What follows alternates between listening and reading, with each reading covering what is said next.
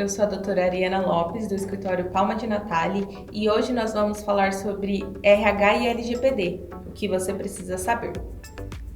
Para que ocorra o tratamento de dados pela área de RH de acordo com a LGPD, o setor deve observar os cuidados para a preservação dos assuntos internos da organização. O Departamento de RH detém acesso privilegiado a dados sensíveis e informações críticas de seus colaboradores e prestadores de serviço, que precisam ser protegidos e tratados de forma a garantir a segurança dessas informações. É uma obrigação do RH não só preservar a confiabilidade com os titulares de dados pessoais, quanto também servir de exemplo e estímulo às demais áreas da organização, para que se desenvolva uma cultura de proteção de dados pessoais que deverá ser perpetuada.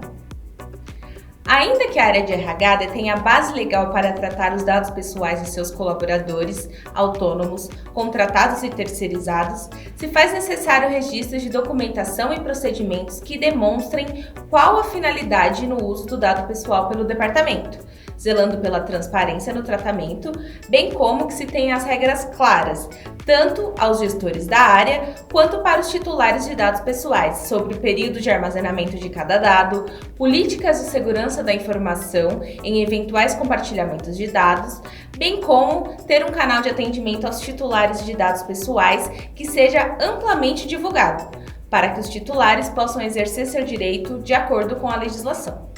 O departamento também deve se atentar no processo de recrutamento e seleção, nas quais os dados recolhidos deverão passar por análise sobre a efetiva necessidade do seu tratamento. Dados sensíveis que possam gerar possível discriminação, como gênero, raça, religião, orientação sexual, entre outros tipos de informações que não estão ligadas diretamente com o propósito da contratação, não devem ser solicitados. Por exemplo, a ficha de contratação não precisa questionar sobre qual é a religião ou o posicionamento político do seu candidato, pois é uma informação que pode gerar discriminação e não atende os princípios de finalidade, adequação e necessidade dessa atividade em específico. Outra recomendação importante é referente à prática de reaproveitamento de currículos no processo de seleção.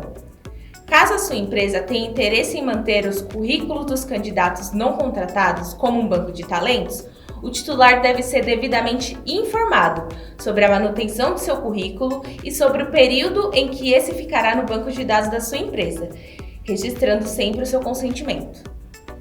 Os dados recebidos no processo seletivo não deverão ser compartilhados com terceiros alheios ao processo de seleção, inclusive currículos, para que não haja o rompimento das expectativas de confidencialidade que foram adotadas em face do titular de dados.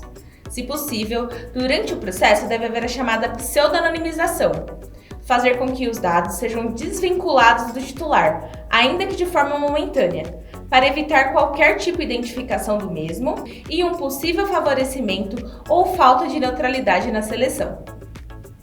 A utilização de soluções de inteligência artificial, por exemplo, podem te auxiliar no tratamento de dados da área de recrutamento e seleção em conformidade com a legislação, por meio de algoritmos bem alinhados para que se tenha o acesso apenas aos dados estritamente necessários. E com quem já é colaborador?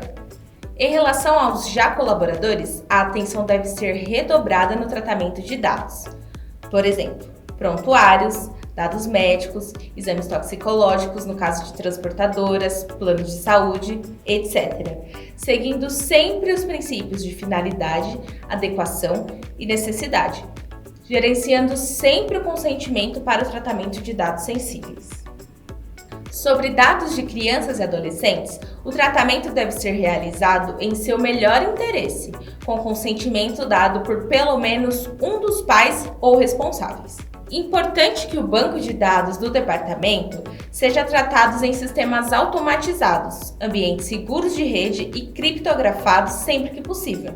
Entretanto, caso existam dados tratados ainda de forma analógica, em papel, deve-se existir um cuidado redobrado com os documentos, realizando a política da mesa limpa, mantendo arquivos físicos trancados com chaves e restringindo seu acesso, bem como prezando que os descartes de dados sejam realizados de forma mais prudente possível. Com o término do contrato de trabalho, é necessário analisar quais dados podem ou não ser descartados. Caso o colaborador solicite a exclusão e o descarte de seus dados, este deverá ser informado que tais atos só ocorrerão após o transcurso de tempo previstos em legislações trabalhistas, previdenciárias e tributárias, que exigem que a sua empresa mantenha esses dados armazenados. Outra base legal que ampara a guarda de dados de ex-colaboradores é a de exercícios de direitos de defesa da empresa, como a apresentação de documentação em uma possível reclamação trabalhista. Por exemplo, o TRCT, Termo de Rescisão do Contrato de Trabalho, deve ficar armazenado pelo período de 2 anos. Documentos relativos à contratação de empregado, enquanto perdurar o período prescricional. O CAGED, Cadastro Geral de Empregados e Desempregados, pelo período de 3 anos a contar da data do envio do arquivo ao Ministério do Trabalho e Emprego. A folha de pagamento, pelo período de 10 anos. Guia da Previdência Social, por 5 anos, sendo que tais períodos estão amparados por previsão legal. O seu departamento de RH já segue alguma dessas diretrizes para tratamento de dados pessoais e dados sensíveis? Quais processos você já pode melhorar? Aguardo você no próximo vídeo.